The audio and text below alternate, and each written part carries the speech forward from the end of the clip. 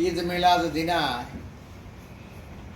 ಈ ಮೆರವಣಿಗೆ ಮಾಡ್ತಕ್ಕಂಥ ಪದ್ಧತಿ ನಮ್ಮಲ್ಲಿ ಇರಲಿಲ್ಲ. ಹೊಸದಾಗಿ ಇದನ್ನು ಪ್ರಾರಂಭ ಮಾಡಿದ್ರು. ಮಾಡಿದ್ರೆ ಮಾಡಲಿ ಅಂದರೆ ಪ್ಯಾಲೆಸ್ತೈನ್ ಧ್ವಜ ಹಿಡ್ಕೊಂಡು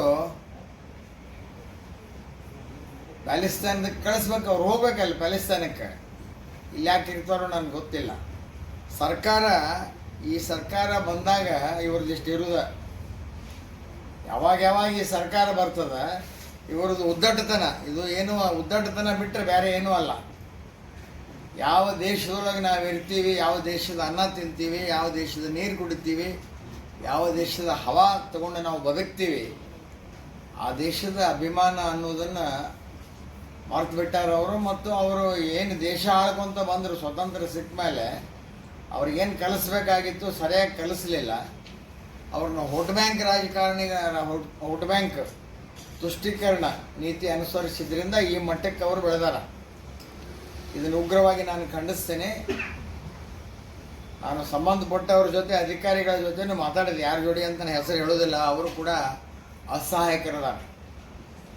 ಅದಕ್ಕೆ ಅವ್ರ ಮೇಲೆ ಕೇಸ್ ಬುಕ್ ಮಾಡಿ, ಕ್ರಿಮಿನಲ್ ಕೇಸ್ ಬುಕ್ ಮಾಡಬೇಕು. ಅವ್ರನ್ನ ಅರೆಸ್ಟ್ ಮಾಡಿ ಒಳಗೆ ಹಾಕ್ಬೇಕು. ಅವ್ರನ್ನ ಈ ದೇಶದ್ರೋಹದ ಕಾನೂನಿನಡಿ ಅವ್ರನ್ನ ಬಂಧನ ಮಾಡಿ ಅವ್ರನ್ನ ಜೈಲಿಗೆ ಹಾಕಬೇಕು ಅಂತೇಳಿ ನಾನು ಒತ್ತಾಯ ಮಾಡ್ತೀನಿ. ಇನ್ನೊಂದು ಸಾರಿ ಇಂಥ ಉದ್ದಟತನ ಮಾಡಿದ್ರೆ ಜನನ ದಂಗೆ ಹೇಳ್ಬೇಕು. ಆ ಪರಿಸ್ಥಿತಿ ಈಗಲಿಂದನೇ ತಯಾರು ಮಾಡೋದು ಇಂಥದಕ್ಕೆ.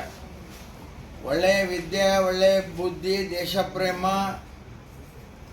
ಒಳ್ಳೆಯ ವ್ಯವಸ್ಥೆ ಕಲಿಸೋದಲ್ಲ ಅವರು ಆ ಹುಡುಗರಿಗೆ.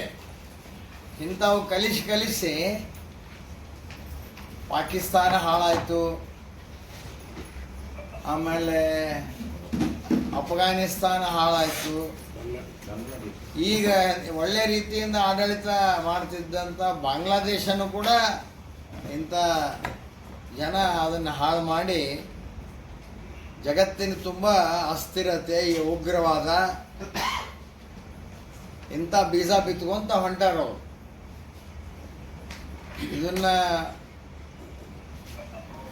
ಪ್ರಧಾನಮಂತ್ರಿಗಳು ಯಾವ ರೀತಿ ತಡೀತಾರ ಅನ್ನುವಂಥದ್ದು ಮಹತ್ವದ್ದು. ಅವರು ಕೂಡ ಸಾಕಷ್ಟು ಪ್ರಯತ್ನ ಮಾಡ್ತಾ ಇದ್ದಾರೆ. ನೋಡ್ತಿದ್ದೀರಿ ನೀವೆಲ್ಲ ಪತ್ರಿಕೆಯಲ್ಲಿ. ವಕ್ಫ್ ಬೋರ್ಡ್ನಾಗ ಎಷ್ಟು ಆಸ್ತಿ ಮಾಡಿ ಇಟ್ಕೊಂಡಾರ.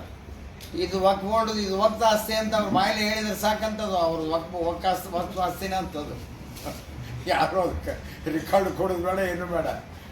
ಡಿಫೆನ್ಸು ಮತ್ತು ರೈಲ್ವೆ ನಂತರ ಮೂರನೇ ಆಸ್ತಿನ ಅವ್ರದ್ದು 9 ಲಕ್ಷಕ್ಕಿಂತ ಹೆಚ್ಚು ಎಕರೆ ಜಮೀನನ್ನು ಮಾಡ್ಕೊಂಡು ಕುಂತಾರೆ. ಅದಕ್ಕೆ ಸರಿಯಾದ ರೀತಿಯಲ್ಲಿ ಕಾನೂನು ತಂದು ಆ ಜಮೀನನ್ನು ಯಾವ ರೀತಿ ದೇಶದ ಒಳಿತಿಗಾಗಿ ಉಪಯೋಗ ಮಾಡಬೇಕು ಪ್ರಧಾನಮಂತ್ರಿಗಳ ಕೆಲಸ ಮಾಡೋದಕ್ಕೆ ಮುಂದಾಗ್ಯಾರ.